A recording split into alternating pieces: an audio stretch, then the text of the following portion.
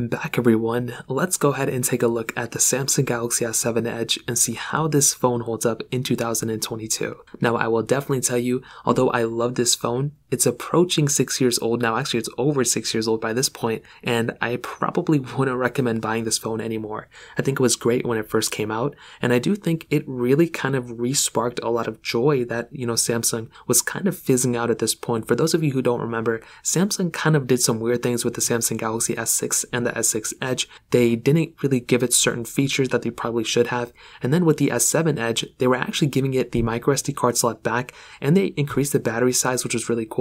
And I do think this was one of the first times it seemed like Samsung was actually listening to their customers and they reverted on a lot of their changes, which was actually really cool. Now, I wouldn't really recommend buying this phone anymore, but there are other phones I would recommend buying this year. I'll leave them linked in the description. You can get them from there and you can help support the channel at the same time. Now, starting off with the outside of the Galaxy S7 Edge, on the front, we do have a 5.5-inch Super AMOLED display. It's a 1440p panel, and I definitely do think it's actually a really good looking panel still in 2022. Now, my specific model has this huge gash in it. I don't even know why that happened. I don't remember why that happened, to be honest, but it's still a really good looking panel. It's 60 Hz, so there's no like 120 Hz or anything, but back in 2016, there were practically no phones in the market that were doing it at that level. So this is still a really good looking panel in this day and age. Now, it also curves to the side. This is what they call the edge. Now, this has pretty much been transitioned to a majority of the Samsung phones since then, including the S22 Ultras, the Note 20 Ultras.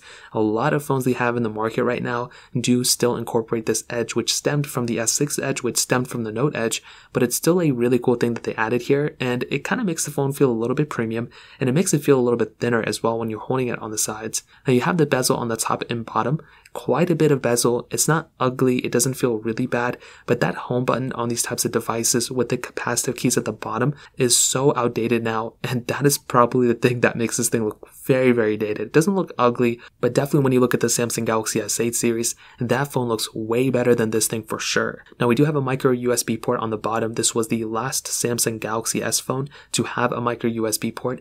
We have a headphone jack on this thing too, and we have a micro SD card slot. Now, that type of I/O is pretty crazy to have a charging port, headphone jack, and micro SD card slot. This was like the last Samsung phone that had kind of all three of those things until we switched over to the Galaxy S8 that had a USB Type-C port versus the micro USB port, but it still had all those different ports on there too. I think the S10 was like the best of the best, but this one still, had a lot of capability. On the back though, we had a glass back, which like I mentioned before, still looks very beautiful. You have wireless charging, you have IP certification, still a really good camera. It really doesn't look too outdated, in my opinion. Now, you also have that little camera setup up there too, a single camera, and without a doubt, I will definitely tell you, this is still a really good looking phone. It is not ugly by any means. If I had to go and use this phone on an everyday basis, I would totally be okay with it. This is still a very solid phone for sure. So in terms of the outside, I would definitely say, thumbs up for me, and this is a very good looking phone for sure. Now, in terms of the,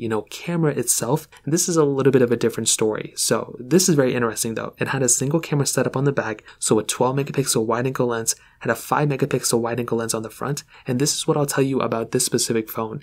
This is still, in my opinion, a really good camera for a single camera lens.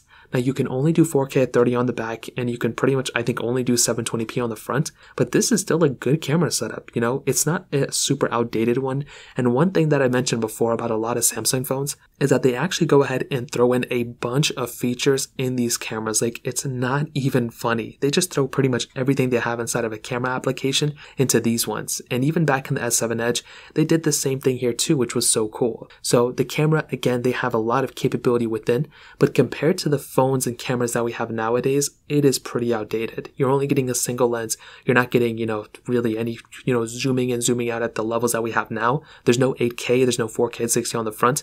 Is it a big deal? It really just comes down to you. Personally, I think it's one of those things where it would be nice to have that capability, but we really didn't even get it to the S lineup until the S10 at that major level. We had it on the S9 Plus and everything, but this phone, again, for the age that it is totally understandable, and I definitely do think at the end of the day, this camera is more of a pro than a con. So in 2022, the S7 Edge's camera, for as good as it was at the time, still holds up kind of well, but it really isn't, a good camera anymore, but it was when it first came out. So that's probably the best way to put it. Now, probably one of the worst aspects of this phone is the software. This phone actually ended off with, Android 8.0, which was their like TouchWiz Samsung Experience UI, whatever they were calling it. This was right before One UI, and One UI was a pretty big change, I'm going to be honest.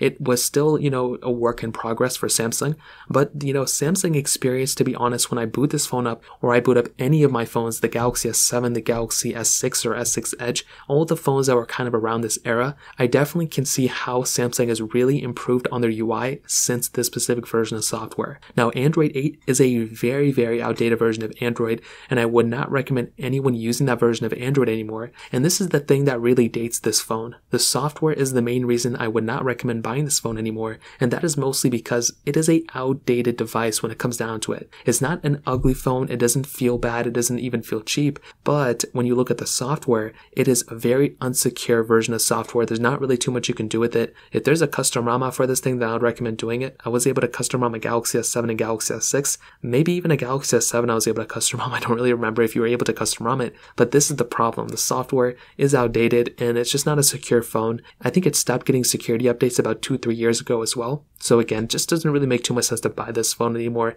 You're better off buying something like a Galaxy, S10 or S10e if you want, but this thing I would probably avoid it in my opinion. So that kind of covers it up in the software experience.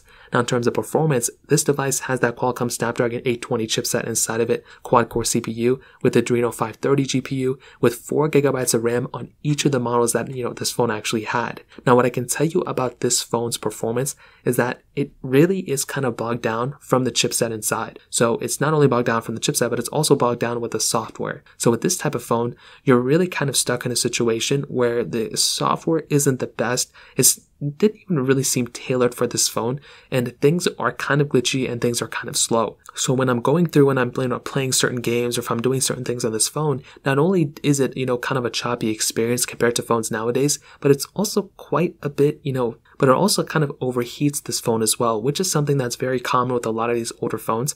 They typically overheat a lot, on my LG phones, some of my Pixels as well, they kind of overheat when you're using them a little bit too much. Again, is it a big deal? Just depends on, what you want, but like in this specific case, it is kind of a big deal because it is an outdated phone. So we're expecting phones nowadays, to be honest, when I boot up my S22, it's not really overheating like my S7 Edge. So because of that, it really does not make any sense to me at all to recommend buying something like a Galaxy S22 in this day and age. It practically makes no sense to me at all. The performance is outdated in my opinion. It's not a bad performing phone, but compared to phones nowadays, it is pretty slow. There's no gesture-based design on this thing either, which makes things feel even slower. So something like the Galaxy S10 is miles ahead of this thing in my opinion. Even the Galaxy S8 is a much better deal than this thing too. So in terms of performance, that kind of covers it up there. Now in terms of battery, this thing has a 3600 mAh battery inside of it, which is a massive size battery to have in a phone. Like in my opinion, this is actually probably one of the more interesting things that Samsung did at this time. Having a massive battery size like this is really cool, and I for one enjoy and just love having this type of capability on this phone. So in terms of that covers it up there. And to be completely honest, I think the Samsung Galaxy S7 Edge isn't really worth it in 2022. I think that's kind of a given. I really wouldn't recommend buying this phone by any means. I think it was worth it at one point, but it's not really worth it anymore. I think there's some cases out there where you can go ahead and buy something like this if you need a super side phone, but other than that, it just doesn't make any sense to buy this thing. The lowest of the lowest I would recommend is a Galaxy S9. And I would barely even recommend buying that phone anymore because it's not even getting security updates anymore. So the Galaxy S10 is probably the one I'd recommend the most, but that's kind of how I see this phone in 2022. If you have any other questions or anything, let me know in the comment section below. Hit the like button, that would mean so much, but definitely hit that subscribe button. More importantly than everything else, I love every single one of you guys. Hopefully I'll catch you guys in the next video. Peace out till then.